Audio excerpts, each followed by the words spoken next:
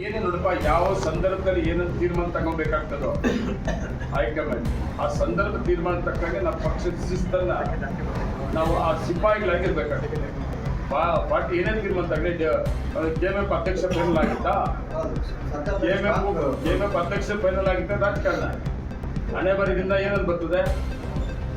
ಹಣೆ ಬರದಲ್ಲಿ ಬರ್ತದೆ. ಇಲ್ಲಾಂದ್ರೆ ಕಾರ್ಯಕರ್ತರಾಗಿ ನಮ್ಮ ಕ್ಷೇತ್ರ ಉಳಿಸ್ಕೊಂಡಿದ್ರೆ ಏನಪ್ಪ ಹಣೆ ಬರಿದ್ರೆ ಬಂದೇ ಬರ್ತದಪ್ಪ. ಇಲ್ಲೊಂದು ಅವಕಾಶ ಹುಚ್ಚರಾಗೋದು, ಪಾರ್ಟಿಗೆ ವಿರುದ್ಧವಾಗಿ ಸ್ಟೇಟ್ಮೆಂಟ್ ಕೊಡೋದು, ನಮ್ಮ ಲೀಡರ್ಗೆ ವಿರುದ್ಧವಾಗಿ ಸ್ಟೇಟ್ಮೆಂಟ್ ಕೊಡೋದು ಇದು ನನ್ನದಿಲ್ಲ.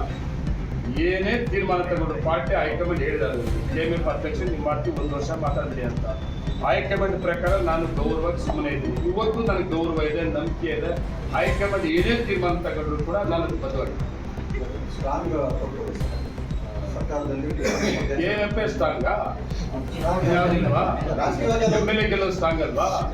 ಮಂತ್ರಿಗಳ ಹಣೆ ಬರಿದು ಮಂತ್ರಿ ಆದ್ರೆ ಸ್ಟ್ರಾಂಗ್ ಅಲ್ವಾ? ನಿಮ್ಮ ಸ್ಟ್ರಾಂಗ್ ಕೋಲಾರ ಜಿಲ್ಲೆಗೆ ಮಂತ್ರಿ ಕೊಟ್ಟಿದ್ದಾರಾ? ಮಂತ್ರಿ ಕೊಟ್ಟಿದಾರ? ಕೋಲಾರ ಜಿಲ್ಲೆಗೆ ಮಂತ್ರಿ ಕೊಟ್ಟಿದ್ದಾರಾ? ಹಣೆ ಬರೆದು ಮಂತ್ರಿ ಬರ್ತದೆ ಕೋಲಾರ ಜಿಲ್ಲೆಗೆ.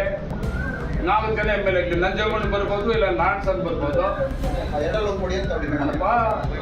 ಕೆಎಂಎಫ್ ಕೊಡ್ಲಿಲ್ಲ ಹಣೆ ಬಂದು ಏನು 4 ಜನದಲ್ಲಿ ಒಬ್ರು ಹಾಕ್ತಿ ಬಿಡಿ. ಮಂಜು ಇಲ್ವಾ? ರೂಪಮ್ ಇಲ್ವಾ? 4 ಜನ ಇಲ್ವಾ? ಏನಪ್ಪ ಚಿತ್ರ ಕಳಿಸ್ಕೊಂಡು ಬರ್ತೀರಿ. ರಾಜಕಾರಣದಲ್ಲಿ ಯಾರು ಫಾಸ್ಟ್ ಆಗಿ ಏನೋ ಆಗ್ಬೇಕು ಅಂತ ಹೇಳ್ತಾರೆ. ನಮ್ಮಲ್ಲಿ ಒಂದು ಗಾದೆ ಹೇಳ್ತಾ ಇದ್ರು ಹುಡುಗರಾಗಿ, ನಮ್ಗೆ ಈ ಅರ್ಜೆಂಟ್ ಆಗಿ ಮಳೆಗೆ ತಿರುಗಕ್ಕೆ ಓಟ್ ಮಳೆಯಾಗುತ್ತೆ. ನೀರು ಕಟ್ಟುವಾಗ ಅವಾಗ ನೀರು ಕಟ್ಟುವ ಸಂಖ್ಯೆಯಲ್ಲಿ ತೋಟ ನೀರು ಕಟ್ಟಕ್ಕೆ ಹೋಗ್ತಾ ಇದ್ದೆ ನಾನು ಕೂಡ. ತೋಟ ನೀರು ಕಟ್ಟುವಾಗ ಸ್ವಲ್ಪ ದಪ್ಪದಾಗಿ ಟ್ಯೂಬಲ್ಲಿ ನೀರು ಬಿಟ್ಕೊಂಡ್ಬಿಟ್ಟು ನೀರು ಕಟ್ಟಕ್ಕೆ ಹೋಗುವಾಗ ದಪ್ಪ ನೀರು ಬಿಟ್ಕೊಂಡ್ರೆ ಮಳೆಯಾಗಿ ನಿಲ್ತಾ ಇರಲಿಲ್ಲ. ಬೇಗನೆ ಕಟ್ಟಬೇಕು, ಫಾಸ್ಟ್ ಆಗಿ ಹೋಗೋಕೆ ನಾವು ಹೋಗೋದು, ದಪ್ಪ ನೀರು ಬಿಟ್ಕೊಳ್ಳೋದು. ಅದೆಲ್ಲ ಇತ್ತು, ಎಲ್ಲ ಓಟ್ ಮಳೆಗಳಾಗ್ಬಿಡ್ತಾ ಇತ್ತು. ಅಲ್ಲ ಬೀಟ್ ತೋಟಕ್ಕೆ ನೀರು ಹೋಗ್ಬಿಟ್ರು ಓಟ್ ಮನೆಗೆ ಬಿದ್ದೋದ್ರೆ ಓಟ್ ಮನೆಗಳಾಗಬಾರ್ದು. ಚೆನ್ನಾಗಿ ಕಟ್ಟು ಹಾಕೊಂಡಿದ್ರೆ ಏನಪ್ಪ ಆರಾಮಾಗಿ ಅವಕಾಶ ಬರ್ತದೆ. ಯಾರ್ಯಾರು ರಾಜಕಾರಣದಲ್ಲಿ ಅರ್ಜೆಂಟ್ ಮನೆ ತಿರುವಕ್ಕೆ ಹೋಗವ್ರು ಎಲ್ಲ ಫೈಲೂರ್ ಆಗ್ಬಿಟ್ಟವ್ರೆ. ನಾನು ಆ ಪಟ್ಟಿಯಲ್ಲಿಲ್ಲ. ಇನ್ನೊಂದು ವಿಚಾರ ಚರ್ಚೆ ಸರ್, ಸಿದ್ದರಾಮಯ್ಯ ಸಂಭವವಾಗಿದ್ದಾರೆ.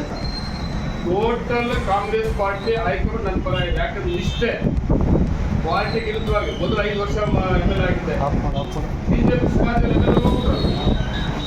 ದುಡ್ಡಿಗೆ ಮಂತ್ರಿ ನಂಜೇಗೌಡ ಮನೆ ಬಾಗಿಲು ಬರೋಕ್ಕಾಗಲಿಲ್ಲ. ನಂಜೇಗೌಡ ಮನೆ ಬಾಗಿಲು ಬಂದಿದ್ದು ವಾಪಸ್ ಕಳಿಸಿದ್ದು ನಂಜೇಗೌಡ. ಅದು ಹೈಕಮಾಂಡ್ ಗೊತ್ತಿದೆ. ಅದರಿಂದ 2ನೇ ಅವಧಿಗೆ ತೀರ್ಮಾನ ತಗೊಂಡು ಕಷ್ಟದಲ್ಲಿ ಎಮ್ಎಲ್ಎ ಆಗಿದ್ರೆ ಶಿಸ್ತಿಂದ ಇದ್ದೀನಿ. ನನ್ನ ಕ್ಷೇತ್ರ ವಿಷಯ ಬಿಟ್ಟರೆ ಬೇರೆ ನನ್ನ ಪಕ್ಕದಲ್ಲಿ ಇರೋದು ತಗೊಳ್ಳೋದಿಲ್ಲ. ಎಲ್ಲ ಮಂತ್ರಿಗಳು ಹೇಳಲ್ವಾ, ನಾವು ಇಂಥ ಎಮ್ಎಲ್ಎ ನೋಡಲಿಲ್ಲ, ಅವ್ರ ಪರ್ಸನಲ್ ಒಂದಿನ ತಗೊಂಬೋದಿಲ್ಲ, ಕ್ಷೇತ್ರ ಬಗ್ಗೆ ಬಂದು ಮಾತಾಡ್ತಾರೆ. ನನಗೆ ಹೇಳಿದ್ರೆ ನನ್ನ ತಾಲೂಕಿನ ಜನ ಕೊಟ್ಟಂಥ ಅವಕಾಶ ಏನು ಮಾಡ್ಬೋದು ಇಂಥ ಸಂದರ್ಭದಲ್ಲಿ. ನನ್ನ ಹಣೆ ಬರ ಬಿಡ್ರಿ,